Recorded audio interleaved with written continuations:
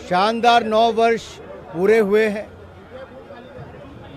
और सिद्धि विनायक जी के मंदिर में जहां हम लोग आशीर्वाद लेने आए हैं, वहीं पर आभार भी प्रकट करने आए हैं, क्योंकि आशीर्वाद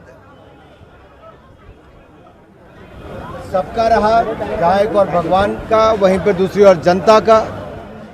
तो मोदी जी के नेतृत्व में लगातार देश आगे बढ़ा है और पिछले कल भी जो मॉर्गन स्टैनली की रिपोर्ट आई, उसमें भी भारत के बारे में जो कहा गया, भारत की अर्थव्यवस्था के बारे में जो कहा गया है, 7.2% की दर से वित्तीय वर्ष 2023-24 में बढ़ने की उम्मीद है। दुनिया भारत में उम्मीद रखती है, they have a hope in India and India's leadership. और सबसे बड़ी बात यह है कि मोदी जी के 9 वर्ष सेवा के, सुशासन के और गरीब कल्याण के रहे हैं, जहां एक और गरीबों को 3.5 करोड़ से ज़्यादा पक्के मकान बना कर दिए, 12 करोड़ से ज़्यादा शौचालय बना कर दिए, 9 करोड़ 60 लाख बहनों को रसोई गैस का सिलेंडर मुफ्त में कनेक्शन दिए, वहीं पर नल से जल पहुंचाने का काम 12 करोड़ घरों में किया और 60 करोड़ लोगों को 5 लाख का इलाज मुफ्त में देना। जो सोचा ना था कांग्रेस के ज़माने में, जो कभी सोचता भी नहीं था कांग्रेस के लोग, उनकी नीतियां भी नहीं थी और नीयत में भी खोट था, वो मोदी जी की सरकार में गरीबों की भलाई के लिए हुआ है। और इसके साथ साथ जो सड़कों के, रेलवे के, हवाई पट्टियों के, पोर्टवेज या एयरपोर्ट हो या वाटरवेज हो, ये सब निर्माण कार्य रिकॉर्ड स्तर पर है। इसीलिए भारत की ग्रोथ रेट भी अच्छी है और दुनिया की बड़ी अर्थव्यवस्थाओं में सबसे तेजी के साथ भारत बढ़ रहा है। और मॉर्गन स्टैनली की रिपोर्ट में जो कहा है, वो स्पष्ट दिखता है कि इस बार भी, इस साल भी भारत की ग्रोथ रेट दुनिया में सबसे ज़्यादा होगी। राहुल गांधी लगातार देश के बाहर जाकर मोदी सरकार पर निशाना साध रहे हैं, किस तरीके से देख रहे हैं? देखिए, वो मोदी जी पर निशाना नहीं, भारत को ही अपमानित करने का काम करते हैं। दुनिया भारत में उम्मीद देखती है, दुनिया भारत में ग्रोथ देखती है, दुनिया भारत के नेतृत्व में अपना विश्वास व्यक्त करती है। ऑस्ट्रेलिया के प्रधानमंत्री मोदी जी को कहते हैं Modi is the boss. Italy के प्रधानमंत्री कहते हैं Modi is the world's most loved leader. और दुनिया के अन्य नेता मोदी जी के नेतृत्व का सम्मान करते हैं और सबसे लोकप्रिय नेता के रूप में नरेंद्र मोदी जी पिछले 3 सालों में लगातार चुने जाते हैं। अब इस बात को कांग्रेस हजम नहीं कर पा रही। जब हजम नहीं कर पा रही तो कहीं ना कहीं जाकर उल्टा सीधा बोलना है।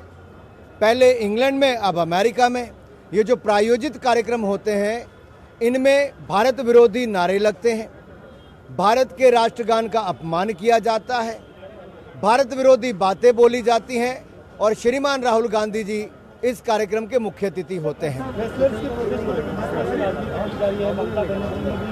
सॉलिडेरिटी मार्च निकाला है कोलकाता में, किस तरह से देखते हैं? मुंबई से राज ठाकरे ने भी पंतप्रधान जी को एक पत्र लिखा है और समर्थन दिया है रेसलर्स को। क्या मैं इतना ही कहूँगा, हम इस मुद्दे को बड़े संवेदनशील तरीके से ले रहे हैं।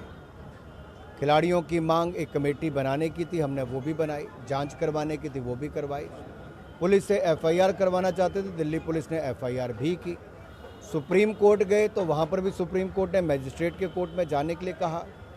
वो जो रेसलिंग फेडरेशन ऑफ इंडिया है, उसके पदाधिकारियों को काम नहीं करने देना चाहते थे, हमने वो भी किया कि रेसलिंग फेडरेशन काम नहीं करती है। उन्होंने कहा सब कमेटी बने, हमने कमेटी ऑफ एडमिनिस्ट्रेटर भी आईओ ने बना कर दे दी। अब ट्रायल्स भी आईओ की कमेटी ऑफ एडमिनिस्ट्रेटर कर रही है, दिल्ली पुलिस जांच भी कर रही है। तो जो प्लेयर्स ने कहा वही सब कुछ हुआ है। और मैं कहना चाहता हूं, देश में किसी भी नागरिक की अगर इस तरह की कोई भी कंप्लेंट आती है तो उस पर पुलिस जांच करती है और पुलिस जांच के बाद ही कार्रवाई होती है। इस केस में भी बड़ी तेज़ी के साथ जांच हो रही है। बहुत सारे लोगों के बयान होने थे, वो हुए भी हैं और पुलिस अपनी रिपोर्ट देगी और जब चार्जशीट फाइल करेगी उसके बाद उचित कार्रवाई भी होगी। आखिरकार उनको जांच पूरी होने का इंतज़ार करना चाहिए। और जितने भी नेता इस पे अपनी बातें कह रहे हैं, मैं उनसे इतना ही कहूँगा, ये देश का कानून सबके लिए, 140 करोड़ भारतीयों के लिए एक जैसा है। हमारे लिए खेल खिलाड़ी दोनों ही महत्वपूर्ण है। खेलों के लिए मोदी सरकार ने पहले भी बजट में बढ़ोतरी की, सुविधाओं की बढ़ोतरी की और जितना मान सम्मान मोदी जी ने खिलाड़ियों को दिया है वो देश से छिपा नहीं है और ये लगातार आगे भी है।